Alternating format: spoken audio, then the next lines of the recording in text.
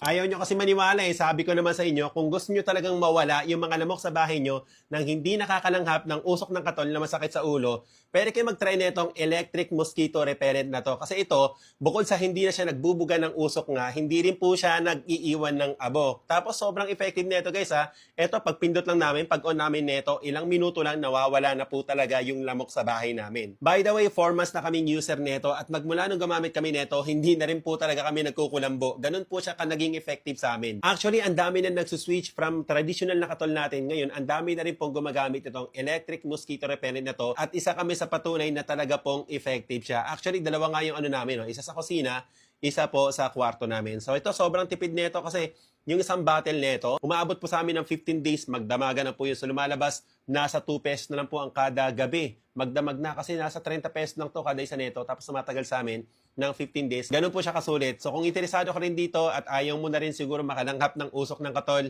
yung link nito, ilalagay ko na lang yung link dyan sa may yellow basket. By the way, ang piliin mo yung kulay blue. Ang blue dyan sa yellow basket, yung plug plus liquid. Yung iba kasi green lang nakalagay dyan, pero kung gusto mo ng blue, yung plug plus liquid. Para ito rin po yung dumating sa inyo. So paano? Nandiyan lang yung link sa may yellow basket.